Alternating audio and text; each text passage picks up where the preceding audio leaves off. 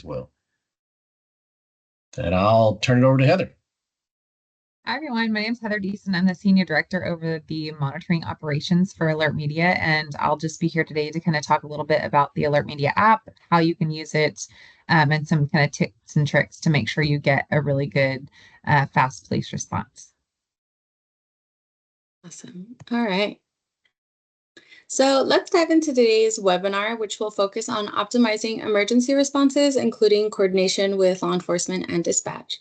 So our worker safety program has received multiple reports about delayed law enforcement responses during emergencies. And, this tends to happen, especially in larger cities. So this can look like a worker who triggers their alert media or calls 911 while out in the field, and law enforcement takes several hours to show on scene.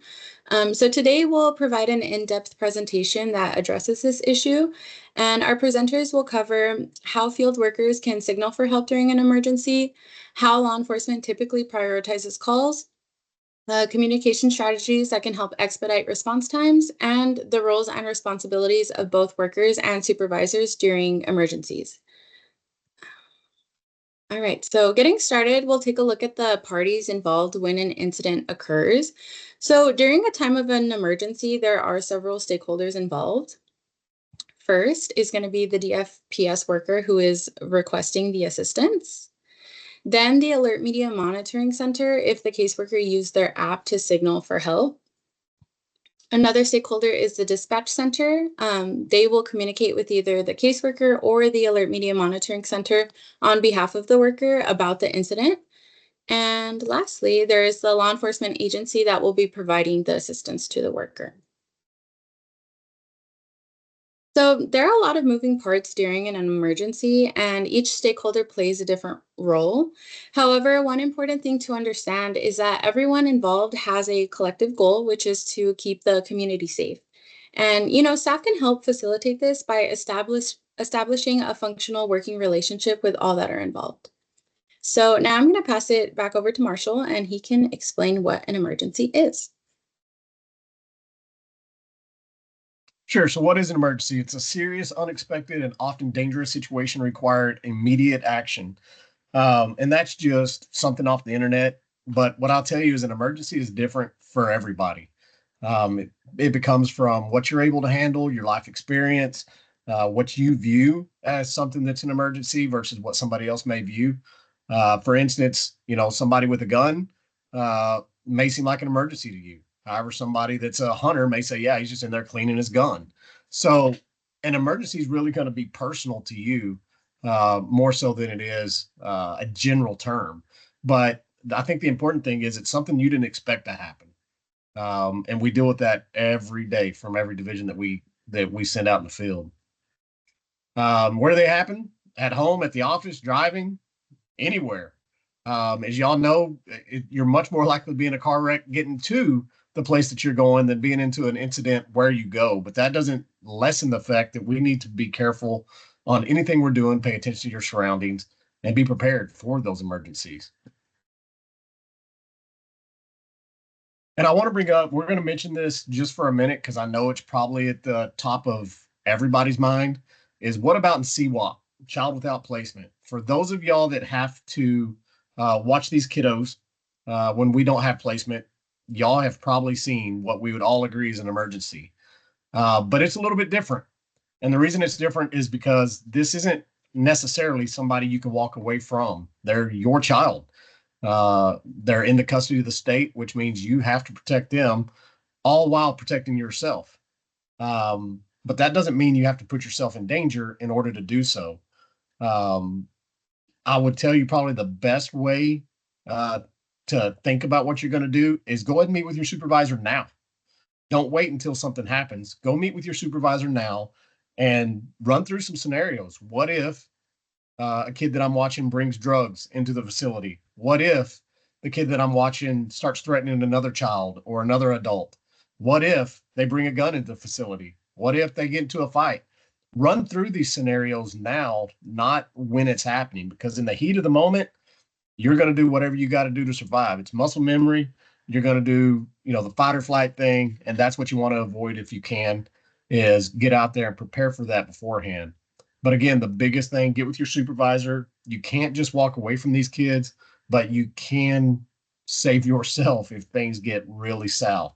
So prepare for those. And I'm not going to spend a lot of time on CWAP just because they are unique and not really the focus of 99% of what we're talking about on this rest of this training today. Response to a threat. So one of the things that really prompted us kind of putting this together is we had several scenarios where, for different reasons, that a lot of times an employee would stay at a location despite believing it to be dangerous. Um, you should never stay at a location where you could be in danger. Again, that next little line says, pay attention to the CWAP, and it has the policy number in there because there's going to be times where there may be a danger or a threat in a CWAP location, and you just taking off and turning off your phone and going home is not the answer, right? Um, but you still need to do something to make sure you're safe. But the biggest thing I can tell you is, especially on client visits and things like that, do not stay at a location if it's unsafe. And this goes for APS, CPS, CCI, CPI. I don't care what division you're in. If it's unsafe, leave.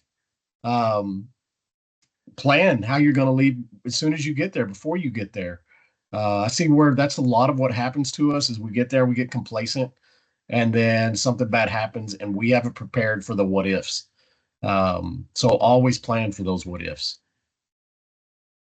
But understand too that you do have options.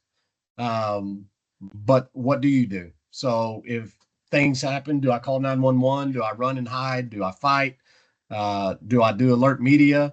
What is my game plan? And that's all going to depend on the situation and depend on what you're trained to utilize. We've been rolling out alert media in one form or fashion for years and years now. Um, and we still have very low turnout on the number of people that are utilizing it. And it's not going to always save you, but I can guarantee you it is a tool just like a seatbelt. And I compare it all the time. Is alert media is a tool for you. Driving down the road, you get into a wreck. I'd much rather have the seatbelt on. Is it guaranteed to save you? No. But if you don't use it, it's guaranteed not to. So always utilize the resources that you have. And the state pays a lot of money to get this done. So utilize it. So we talked about alert media. You can call 911. You can call the non-emergency number or call your supervisor. Um, every situation is going to be a little different. And we're going to dig into the differences really between alert media and 911 here in a minute with Heather. It's kind of what they do versus a typical 911 dispatcher. But I want to focus right now on the two other ones, the non-emergency number or call your supervisor. If things have gone south to the point where you feel like you're in danger, calling that non-emergency number should no longer be on the table.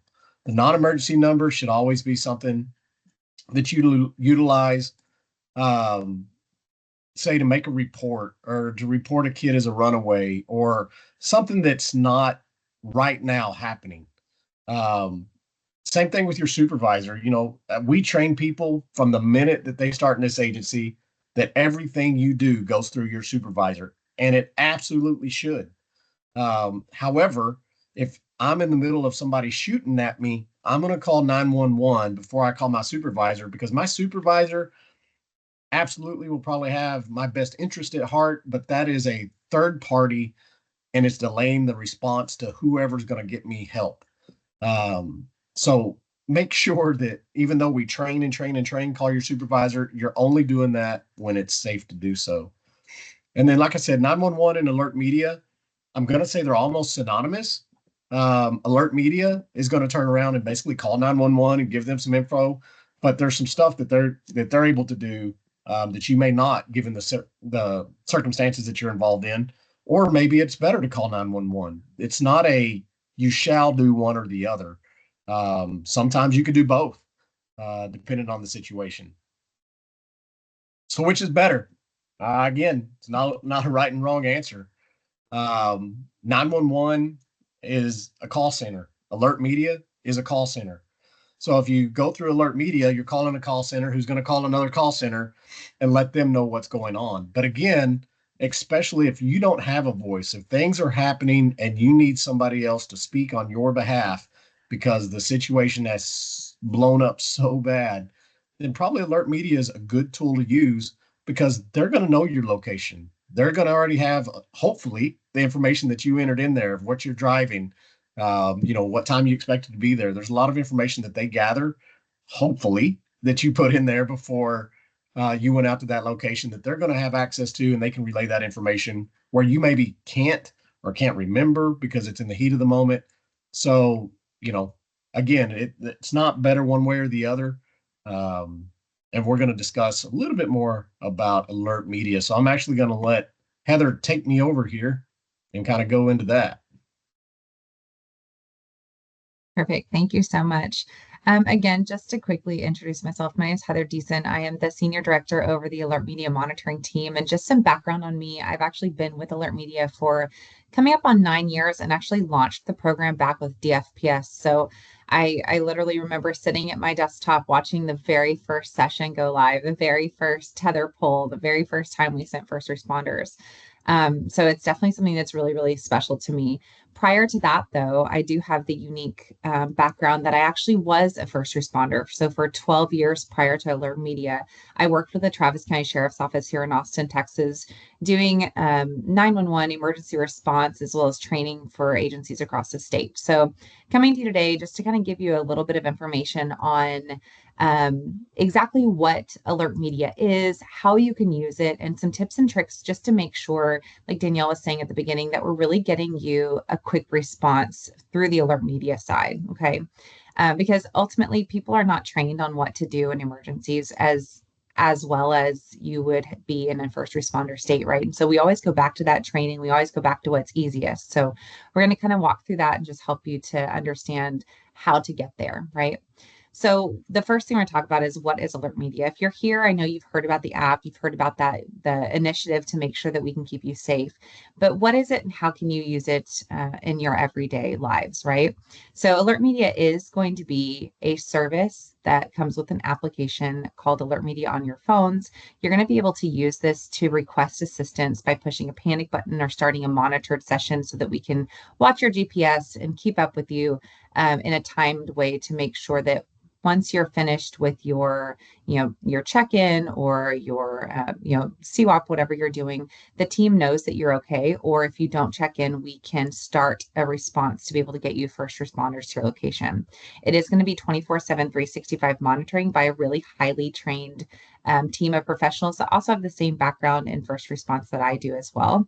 And what we do is we use that GPS data on your phone, the same hardware in your device that 911 would use to get your location, as well as using the tools that you give us ahead of time, like Marshall was saying, what you're driving, your phone number, what you're wearing, any additional notes and observations that you put in your session. So we're going to use all of that to make sure that we get you help really quickly.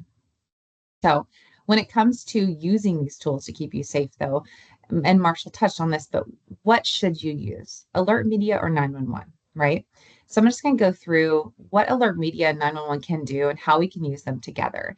Alert media specifically is going to be something that I really encourage you to use regularly, as Marshall was saying, kind of like that seatbelt, right?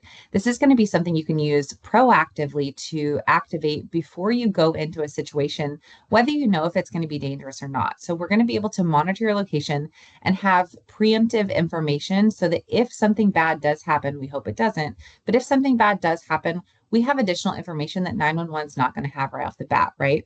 We're going to have those details from your notes, what kind of car you're driving, your license plate. These are things that are going to give law enforcement probable cause to be able to enter a private location or to be able to look for you more easily than just you calling 911 on your cell phone. And then we can also use tools that can, again, be proactive, things like a duress code if you're in a hostage situation so that your aggressor doesn't know that you're asking for help, or things like setting your alarm to use an audible deterrent or even silently if you need to, depending on your type of situation that you're in. So again, I like to kind of say that alert media is that proactive tool to use to be able to ensure that you have help if you need it. Now, 911 is going to be good if you're in a situation where you're going to need to have some type of not only a direct line to first responders, but I specifically tell people to remember if you need some type of instructions on how to keep yourself safe, whether it's physical safety or medical, 911 is going to be your best bet because 911 call takers are going to have the certifications and the instructions to use to ensure that they can give you instructions on how to keep yourself safe in that moment. Okay. So when you're in those situations, if you need instructions or you don't know what to do, 911 is going to be a good option. However, you can actually use both simultaneously, right? You can have that session being monitored. You can press your panic button, get yourself to a safe place. And then in the event that you need instructions, you can also call 911. It's actually in the app when you push your panic button or you go to an alarm confirmed. Your app is actually going to give you two options where you can either call the monitoring center or call 911. So you can use these at the same time or either or. It really comes down to whatever you need to use to make yourself feel the most safe. Okay. Now, in the event that you do feel unsafe and you are using the Alert Media app, there are a couple things that we want to encourage you to just remember that you can do as well. Again, this is going to be touching on how to make sure we get you help the fastest. Okay. So the first thing that I always encourage people to do is using your duress code. That duress code is going to be 2580 right down the middle of your pin pad when you go to turn, like if you're going to deactivate your alarm. That 2580 is going to make your screen look like it's turned off so your aggressor does not know that you're asking for help, but it's also going to kind of trigger a different response from our team to let the law enforcement agency know that there's a potential for a duress or a hostage style situation at the location. Okay. So that's one of the ways you can let us know that you are in a really dangerous spot.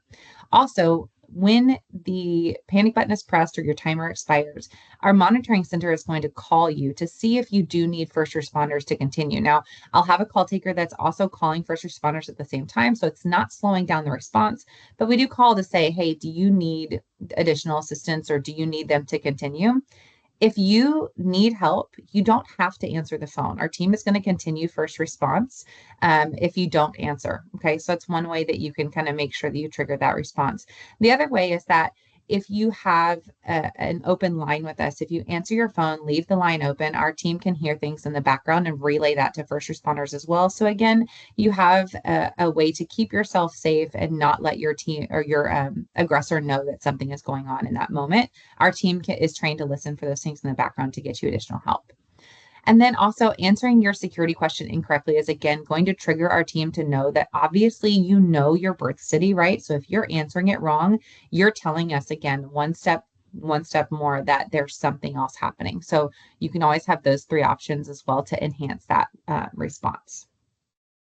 And again, I kind of touched on this earlier, but when you're in the alarm confirmed, this is what the screen is going to look like so that you do have the option to call 911 with the one touch, as well as calling that monitoring center. So either one of those options can be utilized while you're in an emergency. And then the last big thing is something kind of a trend that we recognized with Danielle and the team about how you get a response really quickly and things that can actually delay your response. So we put together some kind of key notes that we want you to use in the event that you're going to be in a situation where things could go bad and you need additional response, right? So some of those things that you're going to put in your notes are going to be things like if there's weapons on the premise, if you know that there's a history of some type of physical violence, whether it be domestic or assaultive behavior, some type of threats against you or anyone else, all the way down to drug history, gang involvement. These are things that, again, are going to continue to trigger a higher response from first responders. Those are going to be those kind of keywords that you can use to put in your notes to let us know that there's that potential for a higher emergency response. So kind of keep some of those in your pocket as well as you're proactively starting your session. A couple other keywords are going to be things, and these are not just in your notes. These are things you can tell us over the phone as well. If you have something like a barricaded subject, weapons on the property, especially things like immediate concern for the child's safety. If you need EMS, if someone's injured, things like that. These are all kind of keywords that you can use to ensure that you're getting a much higher response from first responders. It kind of elevates that emergency response on their side. And then on the flip side, what we want to do is that we want to make sure that you're getting the fastest response. So these are some call priority triggers that could actually downgrade your response. And so there's a lot of times where we'll get a high priority response. And when we call back to check on the team, we'll say, is everything okay? Has law enforcement got there yet? Or at the end of the call, we'll say, do you need first responders? And they'll say, well, the suspect's gone for now, so I think I'm okay. If they just left, there's nothing that says they can't return and become volatile again, right? So I want you to stay away from saying things like, I'm safe for now, the subject's not on scene anymore, they're gone, I'm fine, I think I'm okay right now, because just as quickly as that situation escalated in the first place, it can escalate again, right? It can kind of pick up steam again. And so we want to make sure that if you say those things and the dispatchers hear them, and we pass that information on, the dispatchers could de-escalate your call. So I want you to, again, kind of keep those things in the back of your mind. Make sure you help us to understand that it is a volatile situation and that things can escalate. So I want to kind of stay away from some of those things that could potentially de-escalate that call. And then I think I'm going to go ahead and pass this back over to Marshall now so he can explain a little bit about the 911 Dispatch Center, how it operates, and kind of tie in some of those keywords and situations to how you're going to get that response. Sure. So let's talk about dispatch for a minute. Like I said, ultimately, y'all have to remember 911 is a call center, just like Brinks, just like everybody else. Is they sit, wait for a call to come in, and they're entering information based on what the caller is telling them and dispatching hopefully the closest officer or an officer that's not tied up on something else or whatever. But they also have a lot of computer aided dispatch. We actually did this class locally in El Paso and had El Paso PD come in and talk to us. And there's some weird things that they don't really have workarounds for, such as a person with a gun. If they report a person with a gun, even if they say, yeah, there's a cop here, he's got a gun. Well, once that gets entered, it's a person with a gun call. So that's going to increase, the number of peace officers that respond and everything else, because now you have that trigger word of weapon being involved. And they don't have any workaround to that because, like I said, it's all computer generated type stuff now. But I do want to reflect back to what Heather just said. It's the words that you use when you're calling 911 or you're providing that information to alert media or whatever, is you got to tell them what you're seeing. Don't just say, I have an aggressive father. So, in the chat, some of y'all just tell me, what does aggressive mean? Who can tell me what aggressive means?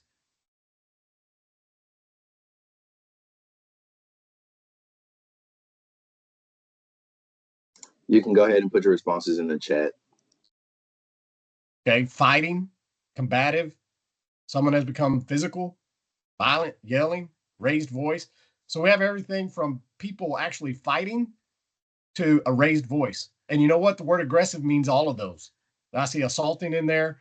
It could be all of those. But the problem is, if I'm sitting on the other end of the line, how do I know what aggressive is? If I go to pick up my coffee at Starbucks and that person's having a bad morning, well, they could hand me that coffee aggressively. Does that mean the police need to show up? Probably not. So use the words that are actually happening. All of y'all put in here, one of the last ones on here, waving a weapon. Well, that's not aggressive. That's somebody waving a weapon. And that's what you need to say. Don't use words like they're aggressive or they're agitated, or say what they are. They're yelling at me. They're cussing at me. They're waving a gun. They're doing, whatever. Explain what that looks like, not just using those general words, because that is ultimately going to slow the process down. And we talk about identify the 4 W's, the who, what, when, and where of what's going in. It's kind of all in caps here. Before making contact, we're a very reactive agency. We don't really make a plan until we get there, and then we're trying to figure it out. Don't do that. Figure it out before you get there so that there's a plan in place when bad things do happen. Hopefully they never will. But if you have a plan in place to the best of your ability, because you're still going into unknowns and we're all going to know that, but try to plan for that. What if this guy starts waving a gun at me? What am I going to do? What if he starts getting out of control? some of these words that you are using here, threatening, trying to attack you. That's a lot different to me. The trying to attack you, I think, is a lot different than aggressive. Now you have somebody who is trying to beat my butt. And I think that that's what you need to say. But plan an exit strategy. When you pull up to a house, and I've seen this over and over, we as an agency, we don't teach safety things. So you'll see a worker park right in front of the house, walk straight up to that door, knock on the door, and stand in front of the door. As a peace officer, you're trained from the very beginning. You never do that. First, don't park in front of the house. You park to the, house one side or the other. And then you never just stand in front of the door. You knock on it, stand to the side while you're looking at the door, looking at the windows. But we get so focused in trying to make contact because we've got that 24-hour time frame, or somebody reported that APS client is living in, desperate situation, and we just get focused on getting in that house and getting our job done. But we forget, if we're not safe, we can't keep anybody else safe. And then down here at the end too, attempt to retreat from any threat prior to it becoming volatile. I can tell you probably in 99% of cases, you should be able to get away from something before it goes south. But that only happens if you can get the cues that are leading up to that issue that are going to boil over, right? Somebody does start elevating their voice. Somebody does start, getting up, fidgeting a lot. Well, those are all signs that they're getting agitated. They're getting upset. Does that mean that you need to retreat? No, but you need to start looking around and saying, well, what if this gets south? What if? And then, of course, if it goes south, then that's when you need to take action. When you find yourself in a situation that becomes dangerous, retreat to safety. And I will tell you, again, one of the things that prompted this training is what we had are things that had gone south. And yet we found workers were remaining at the location for hours and hours on, for the police to show up. Why are we waiting there? We just called police, or we alerted alert media, and we said, this guy's going to kill somebody. He is crazy. He's drunk. He's threatening everybody. I'll be sitting in my car until somebody gets here. That is not what we should do. We should, if we can get to our car, hopefully it will start and we can put it in drive and get to a convenience store down the road, or, a school or whatever may be safe, but not in front of that threat any longer. And I can tell you that I realize that sometimes dispatch is going to say, okay, well, hang out there. We're going to get somebody to you. Your supervisor may say, well, hang out there. The police are coming. You need to make a report. But I'm telling you right now, if the guy was shooting bullets at you, would you hang out? Probably not. So just assume that that's the next thing that's going to happen. Once you've made that phone call, you're saying, this is bad. I'm unsafe. Get out of there. There is no reason to wait. If any peace officer tells you, well, if you leave the scene, I'm not taking a report, that's nonsense. Now, if no crime has occurred, they may not take a report. But they're still going to come if you're unsafe. They're still going to talk to you. But I do want to talk about response times for a minute before we even get any further. What, again, put in the chat, what do y'all think is a reasonable response time for a peace officer to get to you if you've called 911 or you pulled your tether on alert media and threw the phone amongst the bad thing that's happening, whatever the case is? What is a reasonable response time in your mind for law enforcement? 5 minutes, 10 to 15. Okay. So a lot of you are saying anywhere between 5 minutes and 30 minutes being the longest. I will just tell you, and then Tiffany, I saw you put in there, depends on where you're located. That is absolutely true. If you're in a big county and they have 2 officers that are working, even if they're doing 120 miles an hour, it might take them 30 minutes to get to your location. But here's what I want to make sure everybody understands too, because I think we throw some sticks and stones sometimes at law enforcement, thinking that they don't think that we matter. What I can promise you is we do matter. But again, back to the prioritizing calls, if I've got 2 officers working in a particular area and there was just a shooting, do you think that shooting, like they can just walk away from that shooting and come because there's an aggressive person there? Probably not. So because of the lack of manpower that everybody's experiencing, y'all know that in our field, I can tell you it's even worse in law enforcement. They are super short-handed. Um, so they are running as fast as they can to get to one call to the other. But that's why it's so important that they're prioritizing calls, because I can tell you, as a cop, I may be on my way to you because you called me and said, this guy's drunk. He threatened to shoot me in the face, but you said he doesn't have a gun and you're in your car. And on my way to you, I get a stabbing call. I get a wreck where multiple people are hurt. Well, there's only so many of me, and I can't be everywhere at once. So please understand that it's not that they're putting you off. I promise that they're trying to get to you, um, but it may take a while. And that's why I'm saying you've got to take some of that responsibility on yourself to go get safe.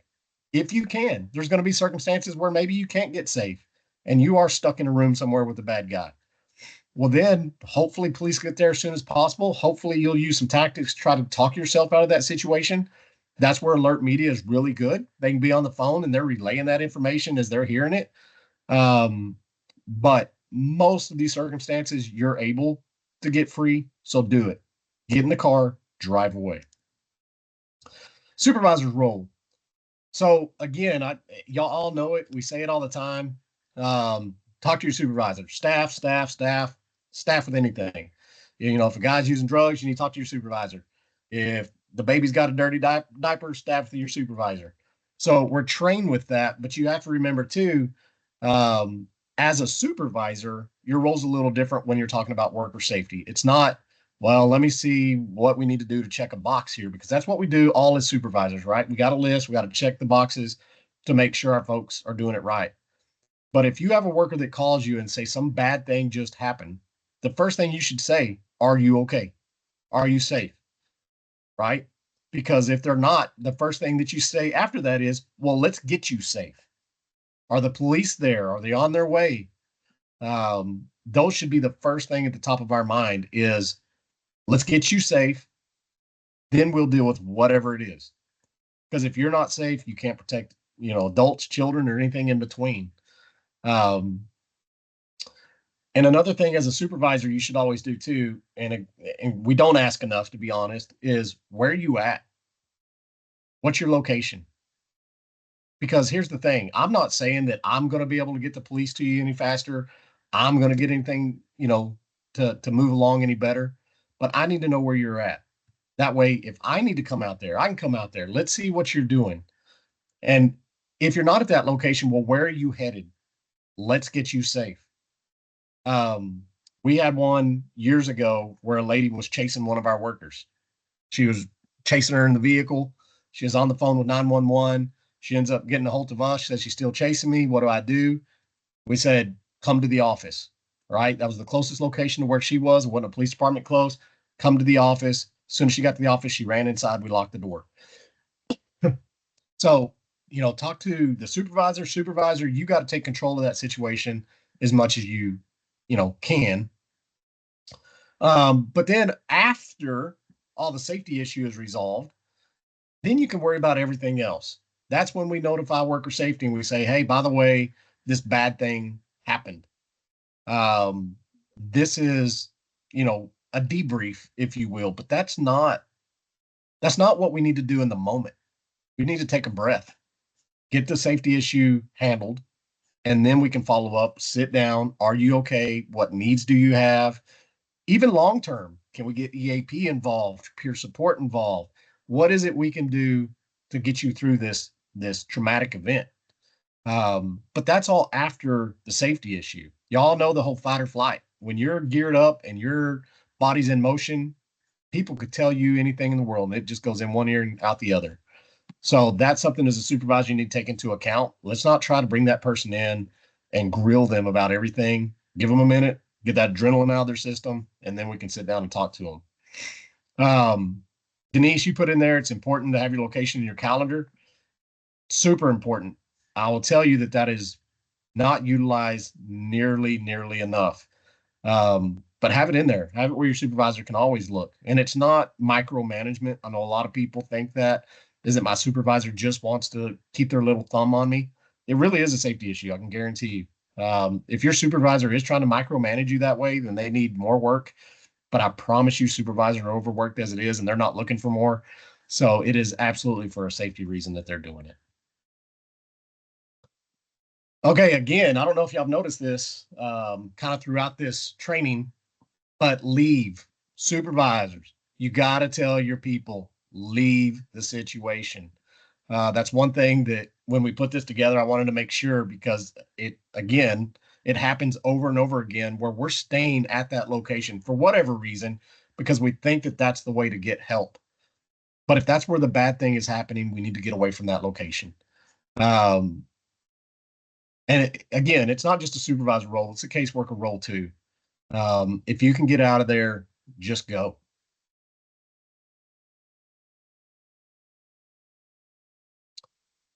Okay, there we go. Okay.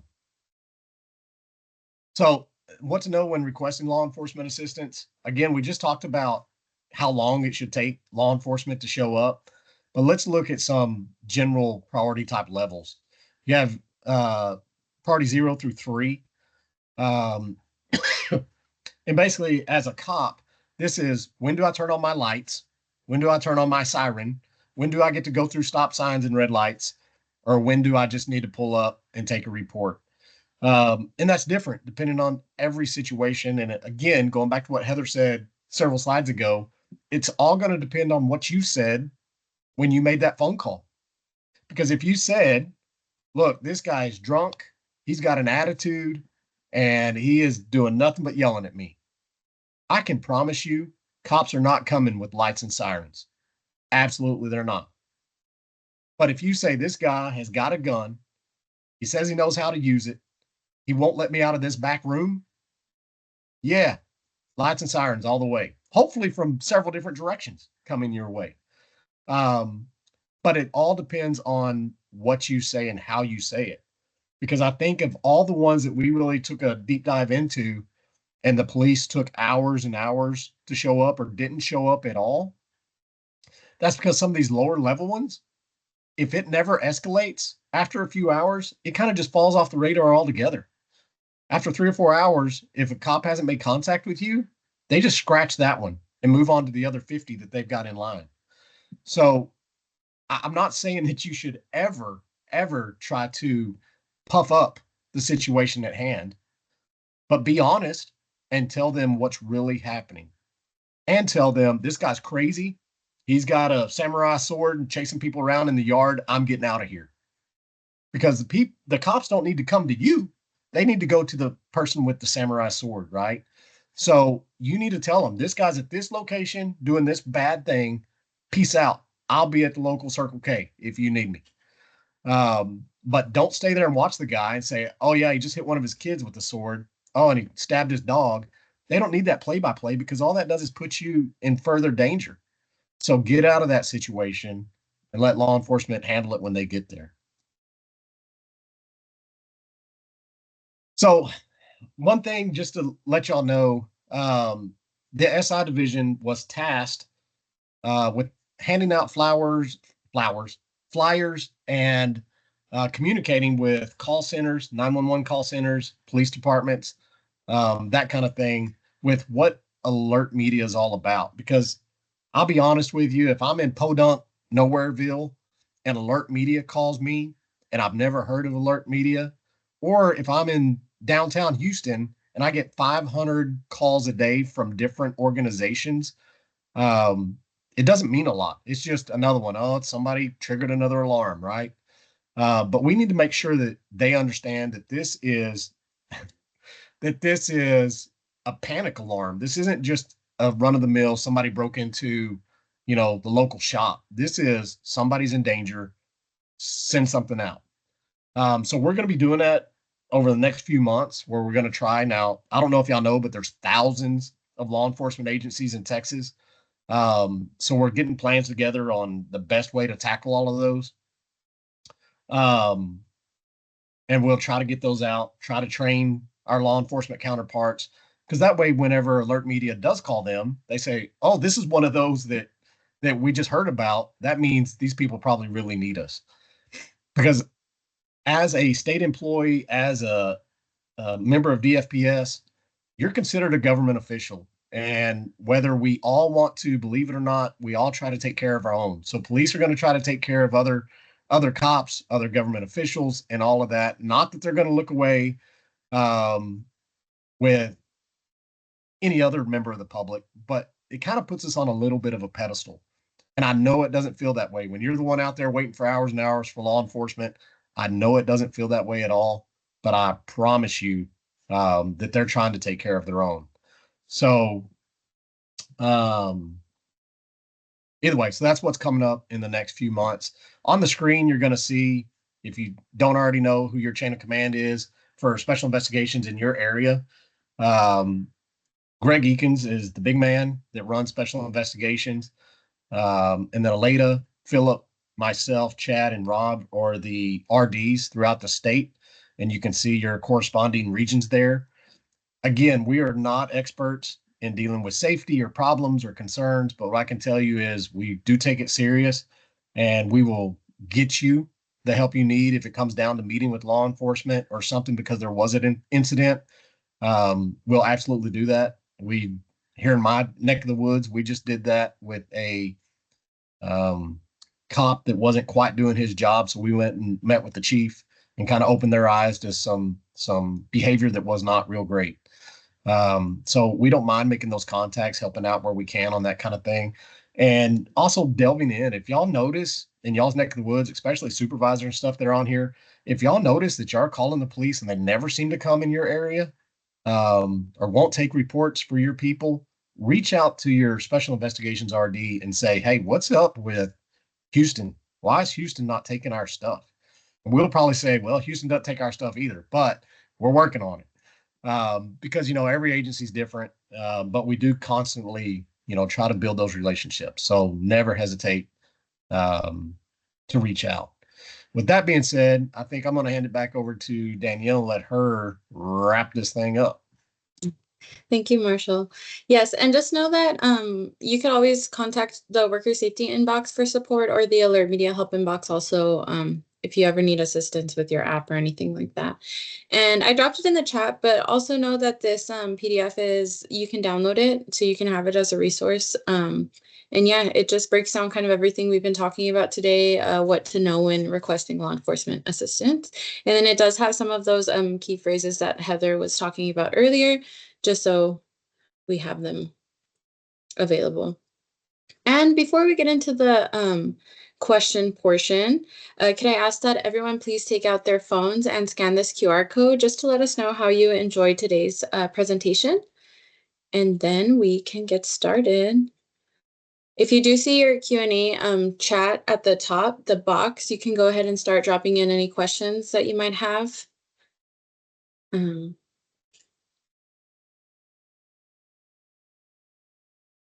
I think I'll let Marcus take over the Q&A portion. All right.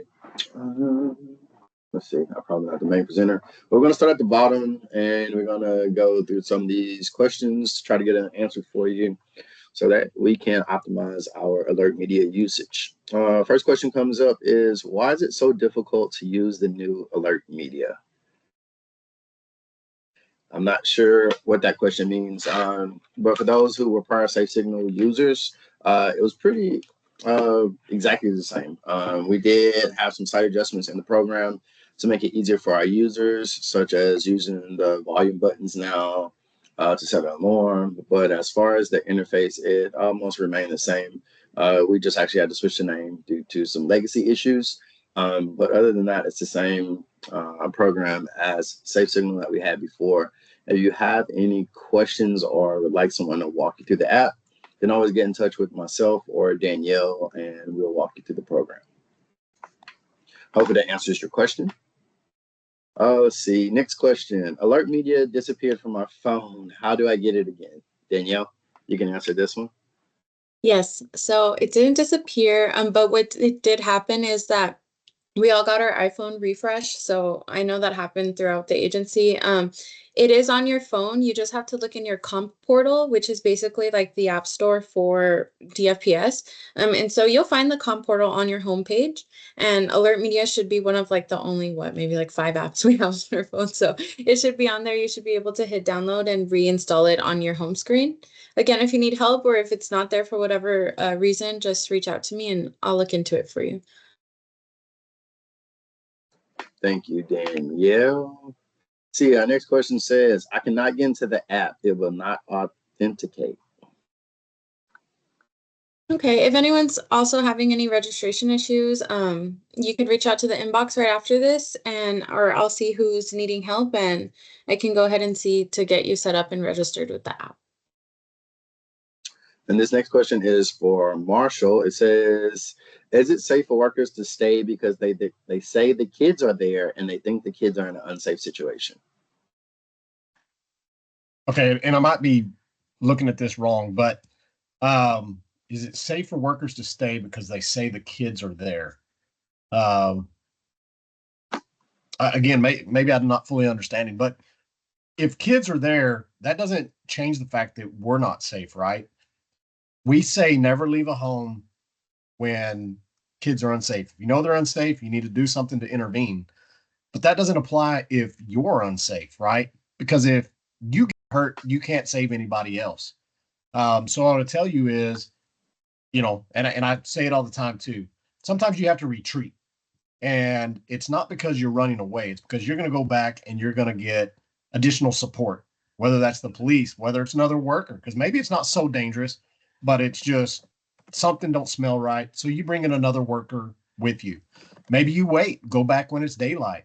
I mean, there's a bunch of different scenarios that can come up, but I can tell you, if you really think that you are not safe when you walk up to a home or a school or whatever the situation, then you need to back up, get a battle plan, either with your supervisor, with the police, again, depending on the situation.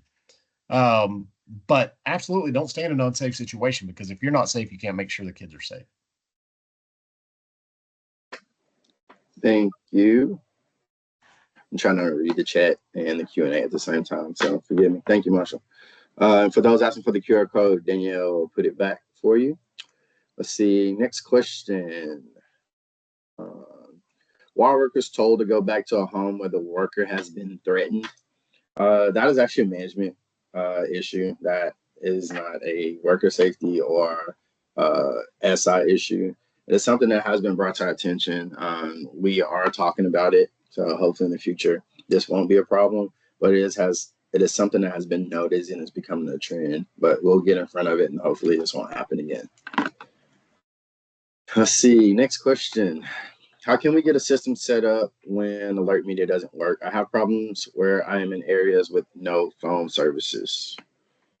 Danielle, do you want to talk about drop calls, or Heather, either one of you experts? Yeah, I would love to take a try at this. And this is actually one of my favorite things. Like I said, coming from a 911 center and understanding the logistics of calling 911 and not having service is something that we really were thoughtful about when we built the app. And again, this is app based. This is not going to be a miracle, right? We do have to have service. We do have to have some kind of connection.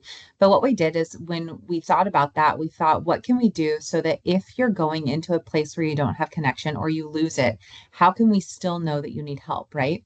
And so we specifically designed the timer feature to be able to, again, think of it proactively. If you know you're going to be somewhere where there is no service, or there's even potential if it's either a rural area or there's somewhere that's really highly populated or really dense, you can start that timer session ahead of time where you do have signal, right? So I'm going to start it an hour before I get to my location.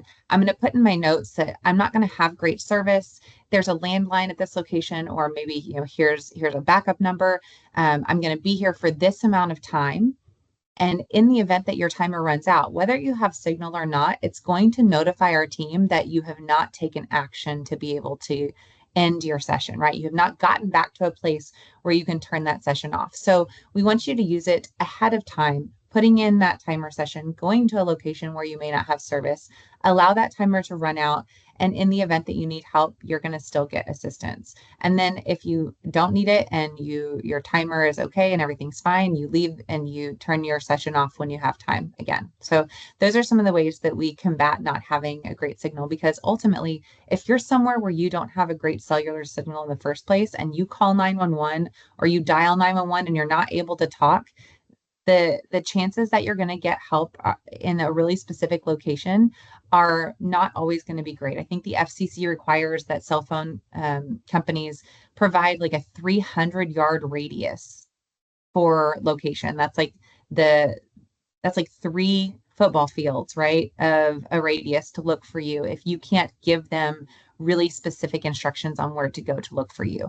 And so even just having that proactive session started with your information, your vehicle description, what you're wearing, where you're going to be, and any information that we can use to get you help faster is still going to be better than just not having anything at all.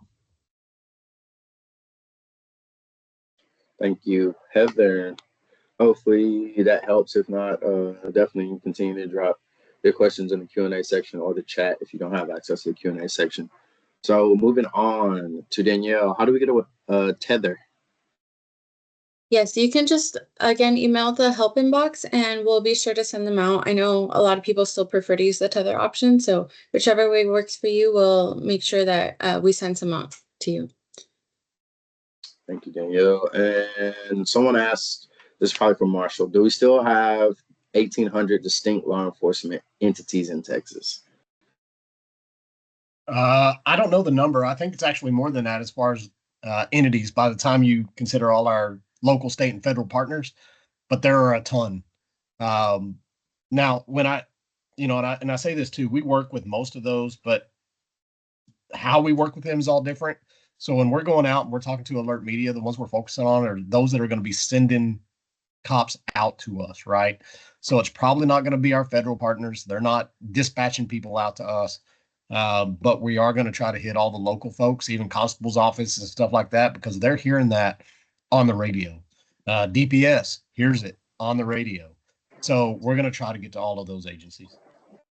And I can also really quickly, just to touch on that as well, on the alert media side, one of the things that I thought about when looking at longer response times too, again, from having that background, is that PSAPs or 911 centers are going to be registered to more of your like local police departments, right? These are going to be like boots on the ground that are going to respond to initial 911 calls. But our team does know that there are additional agencies outside of a 911 center's response or a local police department that can't help. And so, and this kind of goes to answer some of the questions about, if there's not an agency very close to you or in rural areas, our team is going to reach out to more than just what you would get in the 911 when you make that 911 call, right? So we're regularly, especially for like those big, like Houston has been mentioned a couple of times, we're regularly reaching out to things like park police, transit PD, college campuses have licensed peace officers that can do the exact same response. They have the same licenses as your local police department to be able to respond to your location as well. So in some instances, we're actually able to get help even faster than calling 911 by reaching out to these additional agencies that could be right down the street from you and just don't even know that you're in trouble because they don't work off of the same computer aided dispatch or radio channels. So we are regularly reaching out to all the way up to we've even reached out to DPS, the Department of Public Safety, again, the Capitol Police. We've reached out to all of these things in the past to be able to get help to users even faster. Thank you, Heather. I see April's asking about what areas. Right now, the known area is Houston, the Houston proper. The outside suburbs are actually getting really quick response time. But just Houston in general is a really strained law enforcement mecca right now because the population and the density of the area. It's just so many people, not enough officers, not enough resources. So we do see some delayed responses in Houston, but that's about it. That's our more concentrated area. Everything else, the response times, they're fairly reasonable. Every now and then we may get a report out of the Dallas area. It does happen. But again, we're talking about these metroplexes where we're million plus in population. So we do have those issues. We try everything, as Heather mentioned. We'll They will reach out to outside resources to try to get someone there to you, but we do understand it does happen. And sometimes there's a breakdown in communication or actually who has jurisdiction over certain areas. That's something else that we have to take into account. I actually live in Harris County and I do not fall under any of the police departments. And if I call 911, 3 different sheriff departments may show up to my house. And I live smack dab in the middle of the city. So it does happen. I understand it. Personally, I live in it. So those are the areas, April. We have 3 minutes left. I can probably take one more question in the Q&A or the chat, and then everything else you probably have to email to me, and we'll respond to you on the back end. If no other questions, Danielle, you can go ahead and close us out. Yeah, I just want to say thank you to our presenters. I really appreciate all the information you gave our staff today, and thank you everyone for joining us. This will be recorded and posted to our internet, so if you want to share it with anyone that you know, it should be up within a week. But thank you everyone, and have a good rest of your week.